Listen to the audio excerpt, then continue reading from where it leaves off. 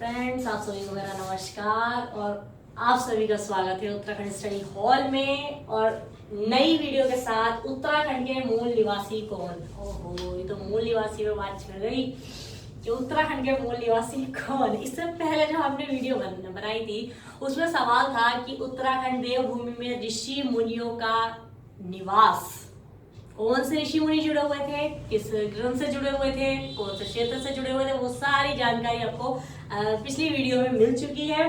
और अब जो हम बात करेंगे वो आज हमारा टॉपिक है उत्तराखंड के मूल निवासी। तो उत्तराखंड के मूल निवासी जैसा कि नाम आया है, देखिए मूल निवासी से क्या समझते हैं?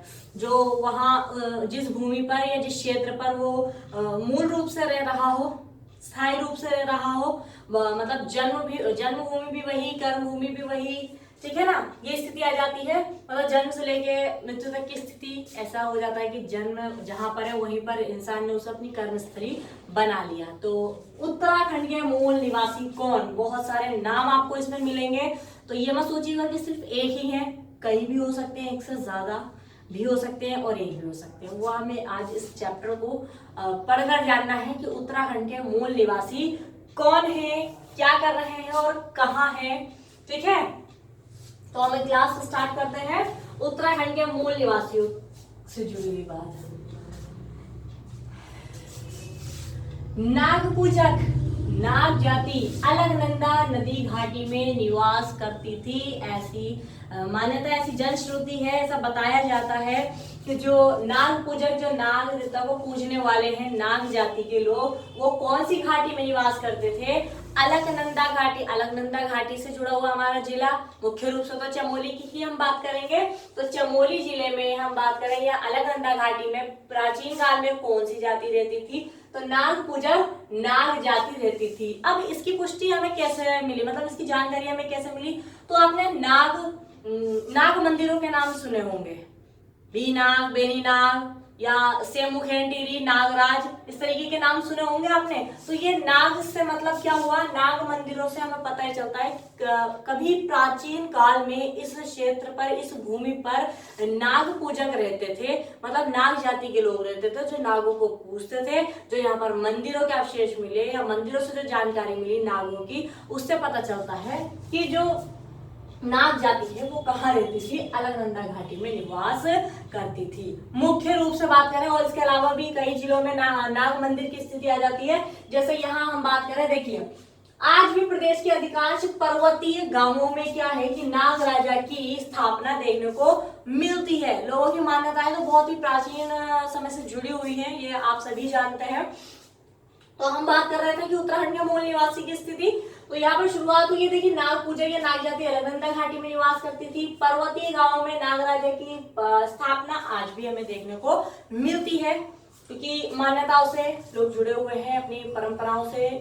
उत्तराखंड जो देवभूमि है उसके निवासी जो है वो जुड़े हुए हैं, तो वो स्थापना भी हमें देखने को मिलती है। जैसे हम एग्जाम्पल के तौर पर देख ले, सेमुखेन नागराजा मंदिर, बहुत ही फेमस मंदिर है ये, टिहरी गढ़वाल का, ठीक है। सेमुखेन नागराज मंदिर की स्थिति आ जाती है। तो ये कहाँ पर हुआ मंदिर? ये आता है टिहरी गढ़वाल में। अब देखिए प्रश्न भी आपके इसी में से ही बनते जा रहे हैं। आप चैप्टर को अच्छे से समझ लीजिए, आपके आधे सवालों के जवाब तो इसी में ही मिल जाते हैं। अगर चैप्टर जिसको अध्याय जिसको समझ में आ गया तो इन सवालोों के जवाब भी दे देगा। तो सेमुखेन मंदिर की स्थिति जो आती है, सेमुखेन नागराजा मंदिर जो है ये आपको दिखाया गया है उत्तराखंड दर्शन में। तो इसकी स्थिति कहाँ आती है? टिहरी गढ़वाल में, मतलब कि पर्वतीय गांवों में आज भी हमें क्या है देखने को मिलता है? नागराजा की स्थापना देखने को मिलती है। और आगे बढ़ते हैं इसी को ध्यान में रखते हुए। देखिए पर्वतीय प्रदेश के आदिम निवासी, जो आदिम निवासी, बिल्कुल प्राचीन बात आ रही है। आदिम से समझ रहे हैं? आदिम निवासी किरात हुए, पुलिंद, तंगड़, हूड़, जैसे आदिवासियों वाला जैसा जीवन रहता है, ठीक है, उनसे थोड़ा सा उच्च रहता है इनका स्तर। आदिम जो आदिवासियों का जो जीवन जैसे इनका रहता है। तो इस पर्वतीय प्रदेश के आदिम निवासी किरात, पुलिंद। अब ये पुलिंद, फिर वही सवाल आ गया कि राज्य की, उत्तराखंड राज्य की जो राजनीतिक शक्ति है, सबसे पहली राजनीतिक शक्ति के रूप में कौन उभर के सामने आया था? तो अधिकतर लोग नाम जानते हैं पुलिंद। कुड़िंद भी कह सकते हैं, कुलिंद भी कह सकते हैं, पुलिंद भी कह सकते हैं। ये सारे एक के लिए ही नाम प्रयोग में लाए गए हैं। बहुत से नाम सुनेंगे तो चौंक जाएंगे कि ये पुलिंद है, कौन से हैं, कुड़िंद क्या है, सब एक ही है, सब एक ही है। ठीक है, तो किरात रहे, पुलिंद रहे, तंगड़ है, हूड़ है, ये सभी क्या थे, उत्तराखंड प्रदेश के क्या थे, आदिम निवासी रहे थे। तिब्बती सीमांत पर रह रहे भोटिया लोगों की भी बात आ रही है। मतलब आज जो हम वर्तमान में जानते हैं भोटियाओं के बारे में जानकारी लेते हैं। जैसे हम प्रश्न बनाते हैं कि महाहिमालय की सबसे बड़ा जनजातीय समुदाय, तो नाम आता है भोटिया जनजाति का। तराई भावर क्षेत्र का सबसे बड़ा जनजातीय समुदाय, तो नाम आता है थारू और बोक्सा। थारू और बॉक्सर सबने सुना होगा नाम, तो इनका नाम आता। मतलब ये सब जो आज जिन्हें हमने जाति बना दिया, जनजाति बना दिया, आदिवासी के रूप में बात आ रही है, ये सब प्राचीन में उत्तराखंड में ही वास करते थे। मतलब यही तो सवाल बन गया कि उत्तराखंड के मूल निवासी कौन, यही सब आ रहे हैं। तो जैसा हमने बात की कि पर्वतीय प्रदेश में आदि निवासी में किरात का नाम भी आ रहा है, कुलिंद का नाम भी है, तंगड़ भी है, हूड़ भी है, क्योंकि उत्तराखंड और चीन तिब्बत वाला एरिया जो है, ठीक है, उत्तरी क्षेत्र, उनकी बात आ रही है। तिब्बती सीमांत पर रह रहे भोटिया लोगों को, मतलब कि भोटिया भी बहुत पहले से ही रह रहे हैं, हूड़ों के समय की बात आ रही है। भोटिया लोगों को हुड़िया लोग जो थे वो क्या कहते थे, देखिए नया नाम आया है दूनी रोंगपा। अब ये तो तिब्बती लैंग्वेज है, आप कहेंगे कि कैसी लैंग्वेज है, तो तिब्बती आपको नाम से पता चल रहा है, बोल के देखिएगा। जो भोटिया निवास करते हैं आज, जिन्हें हम जनजाति के रूप में जानते हैं, उत्तराखंड की जनजाति के रूप में भोटिया, वो बहुत पहले से ही उत्तराखंड भूमि में रह रहे हैं, वास कर रहे हैं। बृहत हिमालय है, महा हिमालय है, ठीक है, इन सारे क्षेत्र पर कौन सी जनजाति वास करती है, भोटिया लोग। तो भोटिया लोग और जो तिब्बत के हुड़िया हैं, जो हूड़ जाति के लोग हैं, वो हमारे भोटियाओं को क्या कहते हैं, वो कहते हैं दूनी रोंगपा। रोंग घाटी है, वहां के रहने वाले निवासी, और दूनी दून वाली स्थिति आ जाती है, तो दूनी रोंगपा कहते हैं। भोटिया लोगों की भाषा भोट बर्मी, कोई तिब्बत बर्मी की स्थिति बात आ जाती है, भोट बर्मी है। और मुख मुद्रा जो है इनकी वो मंगोलो जैसी है, गोल गोल रहते हैं, आपने देखा होंगे मंगोल देखिए, सॉरी भोटिया जनजाति के लोग। अगर नहीं देखे हैं तो वीडियो से जुड़े रहिए, इसमें आपको सब कुछ देखने को मिलेगा कि भोटिया कैसे हैं, क्या उनकी स्थिति है, कैसा मुख मुद्रा है, कैसे मंगोल दिखते हैं, क्या है, वो सब आपको बताया जाएगा। तो इनकी जो भोटिया लोगों की भाषा है वो भोट बर्मी, और जो मुख की जो मुद्रा बनी हुई है वो कैसी है, मंगोल। मंगोल भी आपको जब भोटिया देख लेंगे तो मंगोल से खुद ही समझ जाएंगे मंगोल कैसे रहे होंगे। इसीलिए आधुनिक भाषा विज्ञान के अनुसार इन्हें अनार्य जाति को भोट बर्मी कहा जाता है, या मोन खमेर। ये नया नाम आपको यहाँ पे मिल गया है, मोन खमेर किसे कहा जाता है, कौन सी जनजाति को कहा जाता है, मोन खमेर या फिर भोट बर्मी। तो भोट बर्मी से तो पहचान कर लेंगे, लेकिन जब आएगा सवाल मोन खमेर कौन सी जनजाति को कहा जाता है, तो कौन सी जनजाति होगी, ये भोटिया जनजाति की बात आ रही है। भोटिया जनजाति को मोन खमेर के नाम से भी जाना जाता है। इसके अलावा जो हुड़िया लोग हैं वो भोटियों को क्या किस नाम से पुकारते हैं, तो वो दूनी रोंगपा के नाम से भी भोटियों को बुलाते हैं, ठीक है। इसके अलावा यदि हम देखें भोटियों की स्थिति देख लीजिए, तो क्या है, ये भोटिया महिला है, ये फेस मुख मुद्रा इनकी थोड़ी सी गोल लग रही है, आंखें छोटी छोटी सी हैं, पहचान कर पा रहे हैं आप सभी, आप देख सकते हैं इसमें फोटो में, इमेजेस में देखिए। इन्हें भोटिया कहा गया। भोटिया कहा क्यों गया, किसने कहा था इन्हें सर्वप्रथम भोटिया, सवाल ये सामने आया है। तो देखिए एटकिंसन, शेरिंग, ये लेखक थे, ब्रिटिश लेखक थे ये सभी, ठीक है। तो एटकिंसन है, शेरिंग है, इन लेखकों ने ही सर्वप्रथम इन्हें भोट तथा भोटिया नाम दिया था, क्योंकि भोट प्रदेश में रहने वाले लोग हैं, भोट बर्मी है इनकी भाषा। इसके अलावा जो इनकी मुख मुद्रा है वो मंगोलो जैसी है। तो इन्होंने इन सारी स्थिति को देख करके इन्हें क्या नाम दिया, इन निवासियों को, जो उत्तराखंड के मूल निवासियों के अंतर्गत आते हैं, इन्हें नाम मिला था भोट, या भोट, भोटा, भोटिया, ये सारे ही नाम कौन सी जाति के होते हैं, भोटिया। और ये नाम इन्हें सर्वप्रथम दिए किसने हैं, तो शेरिंग का नाम आता है, एटकिंसन, इनके अलावा जो अन्य लेखक हैं उनकी बात आ जाती है। ये देखिए भोटियों के बारे में थोड़ा सा और जान लें, बहुत सारे नाम मिलेंगे। मध्य हिमालय के निचली घाटियों के लोग परंपरा से इन्हें जाड और मारछा भी कहते हैं, जाड और मार्छा, मध्य हिमालय, लघु या मध्य हिमालय की स्थिति आपने जानी होगी, तो उसके जो निचली घाटियों के लोग हैं वो इन्हें परंपरा से क्या कहते जा रहे हैं कि जाट या मार्छा। आपने ये नाम सुने होंगे, भोटिया जनजाति में नाम मिलते हैं। जाट जो है वो भागीरथी घाटी में निवास करने वाले लोग हैं, और जो मारछा, तोरछा, ये नाम सुने होंगे, ये अलकनंदा नदी घाटी में वास करने वाले लोग हैं।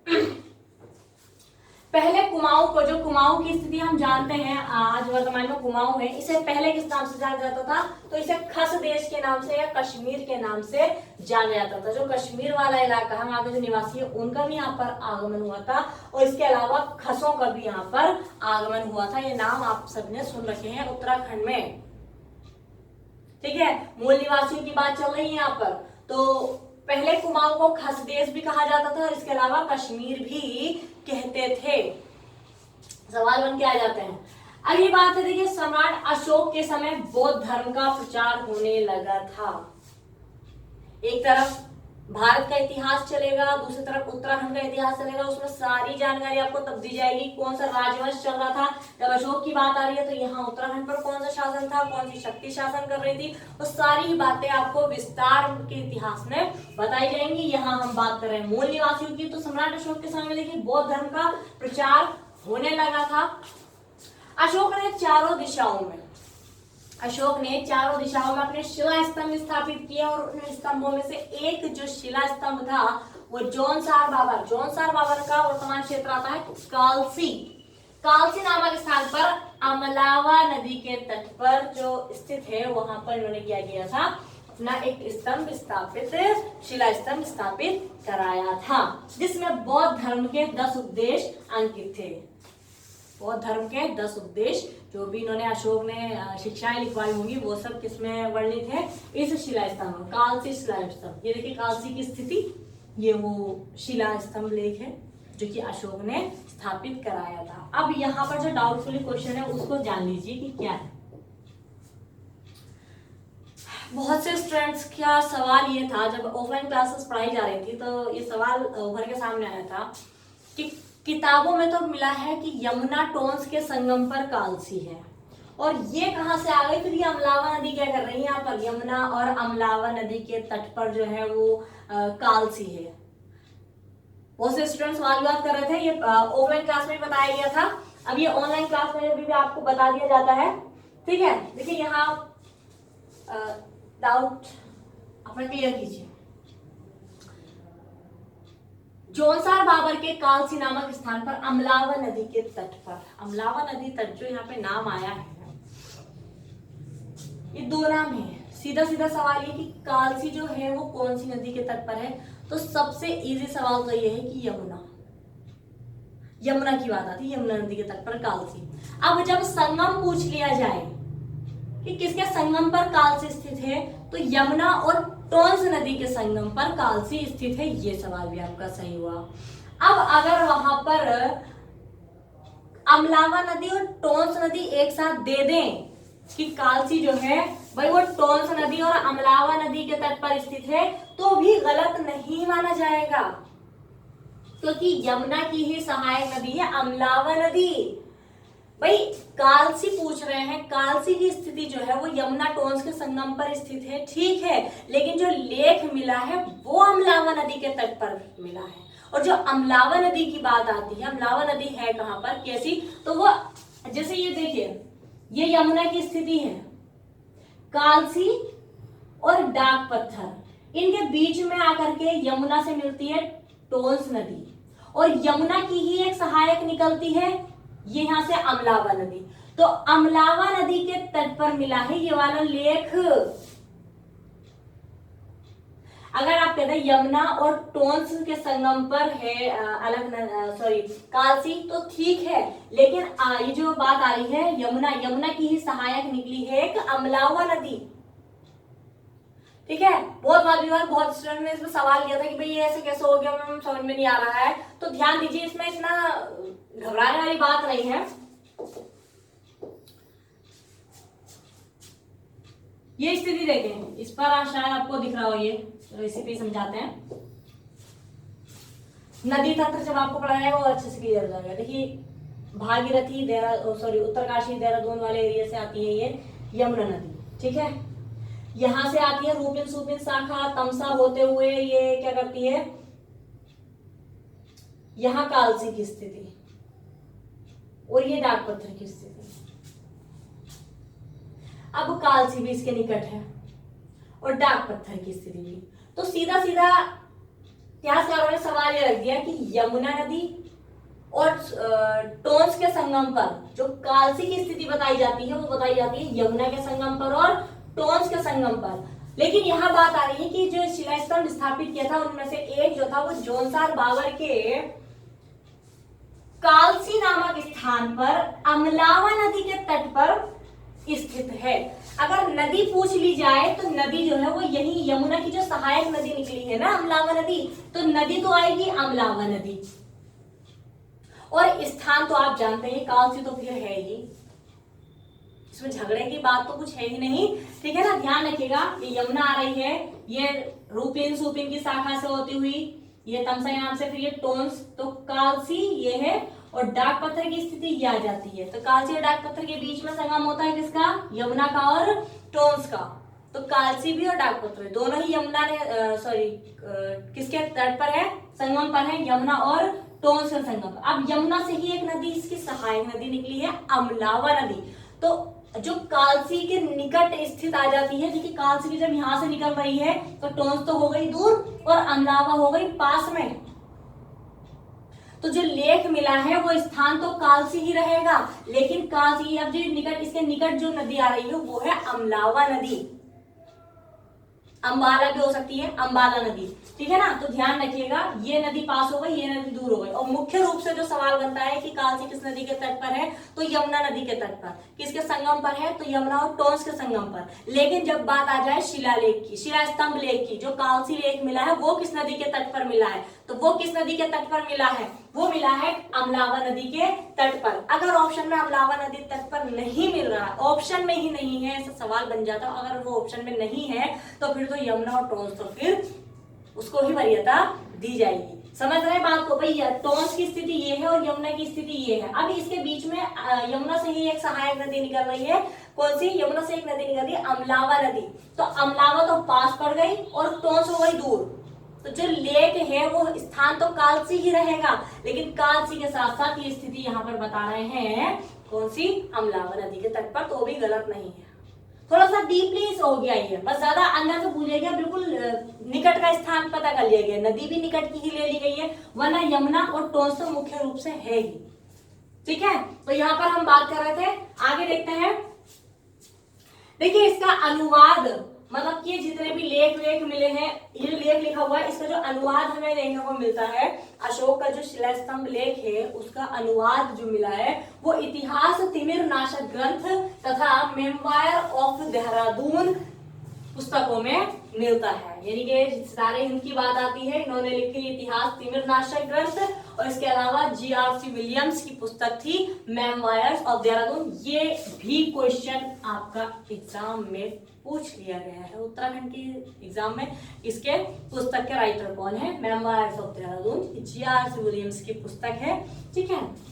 सितारे हिंदी इतिहास तिमिरनाशक की बात आती है, इसमें किसका अनुवाद मिला है, जो अशोक का कालसी अभिलेख है उसका अनुवाद इन पुस्तकों में किया गया है।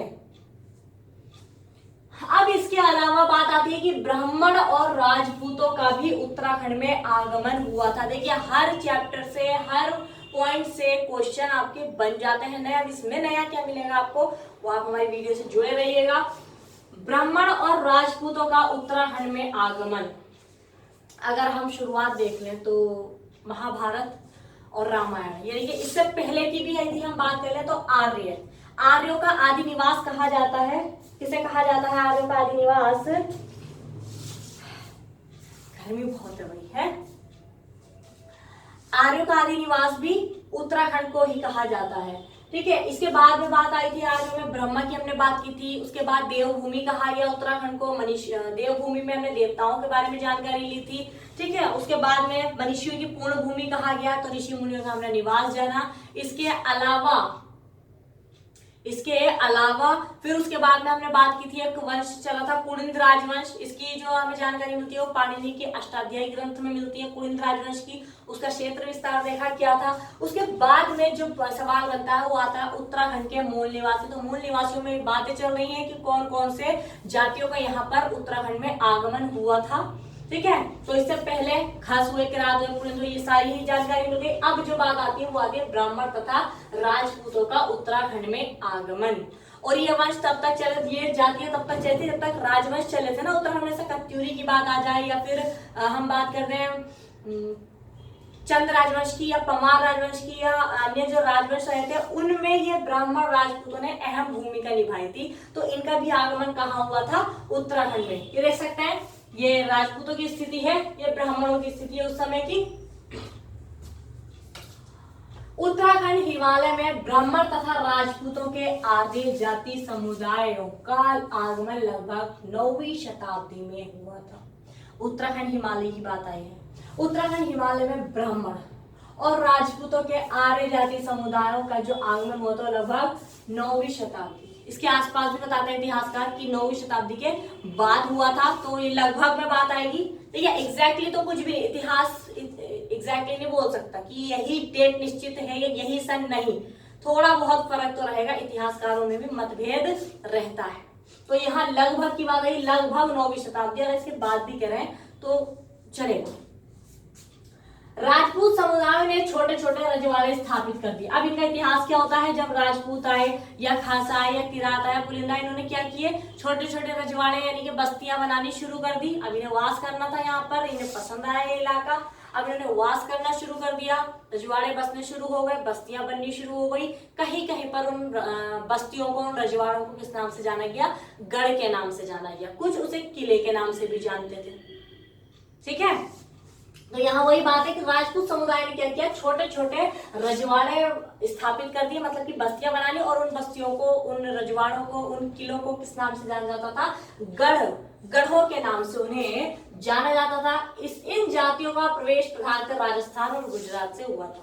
जो ब्राह्मण और राजपूतों का आना हुआ था, आगमन हुआ था, वो मुख्य रूप से कहां से हुआ था? राजस्थान और गुजरात से आगमन हुआ था। देखिए गोरखा किला आपको दिखाया गया, शायद इसमें धुंधला दिख रहा है, हम आपको फिर दूसरी वीडियो में इसको सही करके दिखा देंगे। ये गोरखा किले की स्थिति है।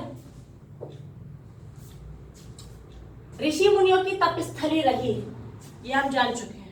ऋषि मुनियों की तपस्थली रही केदार खंड, मतलब कि गढ़वाल में रह रहे ब्राह्मणों को इतिहासकारों ने, जो गढ़वाल में ब्राह्मण रह रहे हैं, और इतिहासकारों ने क्या किया है? सरोला, निरोला और गंगाणी, इन 3 वर्गों में बांटा है। लेकिन इसके अलावा राहुल सांकृत्यायन कहते हैं कि नहीं जी, वो तो 4 तरह से थे। वो 4 वर्ग कौन कौन से थे?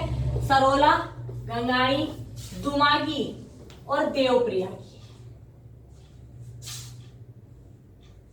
समझे?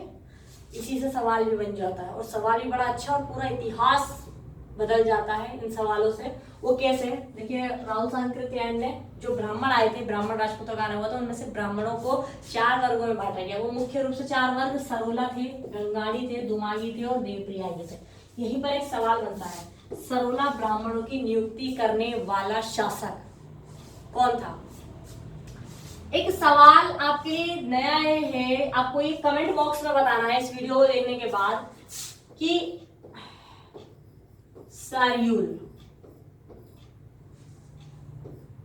सरयूला व्यवस्था किस राजा ने शुरू की थी, किस शासक ने शुरू की थी? सरयूला व्यवस्था किस शासक ने शुरू की थी? ठीक है, तो यहां हम जान लेते हैं राहुल सांकृत्यायन ने जो 4 वर्गों में बांटा है, सरोला है, गंगाणी है, दुमागी और देवप्रियागी, इनके बारे में जान लेते हैं थोड़ा सा। देखिए चांदपुरगढ़, अब जब चांदपुरगढ़ की बात आएगी तो इतिहास बहुत लंबा छिड़ेगा, इसमें पूरा पमार राजवंश यहाँ से शुरुआत हो जाएगी। लेकिन यहाँ पर अभी हम चांदपुरगढ़ तक ही सीमित रहते हैं। चांदपुरगढ़ की स्थिति वर्तमान में आती है चमोली जनपद में।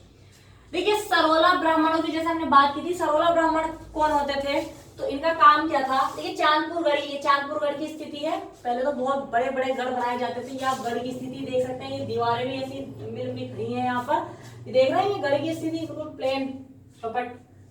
अपना बचाव करने के लिए गढ़ों का निर्माण किया जाता था। तो किले होगा एक तरह से। तो चांदपुर गढ़ी के जो राजा थे उनकी रसोई के लिए जो ब्राह्मण नियुक्त किए जाते थे वो सरोला कहलाते थे। चांदपुर गढ़ी के राजा, अब यहाँ पर राजाओं का निवास चलेगा। अब यहाँ पर राजवंश शुरू हो जाएगा। तो राजवंश का इतिहास अगली वीडियो में आपको देखने को मिलेगा। यहाँ बात कर रहे हैं ब्राह्मणों की। ब्राह्मणों का जो आगमन हुआ था उन्हें 4 वर्गों में बांटा गया और 4 वर्गों से पहला आता है सरोला। तो चांदपुर गढ़ी के राजा जो रसोई के लिए नियुक्त ब्राह्मण होते थे वो सरोला कहलाते थे। इसके अलावा दूसरे ब्राह्मण कौन से हुए, जो नदियों के आसपास बसे होते थे ब्राह्मण। नदियां हैं, इसके आसपास के क्षेत्र में जो बस जाया करते थे, क्योंकि उन्हें यज्ञ तप वगैरह करना होता था ना, अपना हवन वगैरह करना हुआ तो वो नदी के पास ही किया करते थे। ठीक है, तो जो नदियों के आसपास बसने वाले ब्राह्मण थे वो क्या कहलाए, वो गंगाणी के नाम से जाने गए। गंगाणी, गंगा के आड़े ही रहते थे। आप ऐसे समझ लीजिए, गंगा नदी हुई और गंगा के आड़े ही रहते थे, मतलब कि नदियों के आसपास बसने वाले ब्राह्मण गंगाणी कहलाएंगे। ठीक, इसके अलावा रुद्रप्रयाग से केदार धाम तक फैले ब्राह्मण, इन्हें हसली भी कहा जाता था और वैसे ये दुमागी कहलाए। दुमागी या हसली ब्राह्मण कौन होते थे, जो रुद्रप्रयाग से केदार धाम तक, मतलब कि बात आ जाए जो धाम है हमारे उत्तराखंड के, वहां पर उस क्षेत्र तक जो फैले ब्राह्मण होते थे वो हसली या फिर दुमागी कहलाए। चौथे आते हैं देवप्रयागी। अब देवप्रयागी कौन होते थे, मंदिरों के पुरोहित। तो मंदिरों के पुरोहित होते थे वो ब्राह्मण क्या कहलाते थे, पुरोहित ब्राह्मण, या तो पंडित या फिर देवप्रयागी के नाम से जाने जाते थे। इन ब्राह्मणों को ध्यान रखिएगा। इसमें से आपका यह सवाल तो आ चुका है, लेकिन आपको जो सवाल किया गया है इसका जवाब जरूर दीजिएगा कमेंट बॉक्स में। ठीक है, तो ये 4 ब्राह्मण हो गए हैं। सरोला ब्राह्मण, जो जो रसोई के लिए नियुक्त किए जाते ब्राह्मण थे वो थे सरोला ब्राह्मण। इसके अलावा जो गंगा किनारे यानी कि नदियों के क्षेत्र में, नदियों के आसपास के क्षेत्र में जो फैले थे, बसे हुए थे, वो गंगाणी के नाम से जाने गए। इसके अलावा दुमागी कौन कहलाए थे, रुद्रप्रयाग से केदार धाम, मतलब जो उत्तराखंड के धामों की बात आती है, इस क्षेत्र में जो फैले ब्राह्मण होते थे वो किस नाम से, दुमागी के नाम से जाने गए। और इसके अलावा जो मंदिरों के पुरोहित ब्राह्मण होते थे उन्हें पंडित कहा गया या फिर देवप्रयागी के नाम से वो जाने गए। तो उत्तराखंड के मूल निवासियों में आपको कितने सारे नाम देखने को मिल गए हैं जो हमने शुरुआत की थी। ठीक है, भोटिया भी इसके अंतर्गत आ गए, थारू बोक्सा भी आते हैं। इसके अलावा नाग जाति भी यहाँ पर रही थी, और किरात रहे, पुलिंद रहे, तंगड़, हूड़, ये सारे ही उत्तराखंड की जातियां यहाँ पर निवास कर रही थी। अब इसमें से कुछ का इतिहास बहुत प्राचीन है, कुछ राजवंश को लिए हुए थी। जैसे हमने बौद्ध धर्म के प्रचार की बात करी, खसों का आगमन हुआ था या पुलिंद का, इन सबका अपना राज विस्तार है, वो अगली वीडियो में आपको बता दिया जाएगा। कुछ जनजातियों के रूप में आज हमारे सामने हैं, जिनमें हम जनजातियों का इतिहास पढ़ते हैं, जैसे कि भोटिया उसमें शामिल है। ठीक है ना, लास्ट स्टेज आ जाती है ये ब्राह्मणों की। ब्राह्मणों ने कैसे भूमिका निभाई, क्या स्थिति इनकी रही थी, वो सारी जानकारी आपको अब अगली वीडियो में दी जाएगी। आज की क्लास यहीं समाप्त करते हैं, वीडियो से जुड़े रहिएगा। ठीक है, मिलते हैं कल नई वीडियो के साथ। धन्यवाद।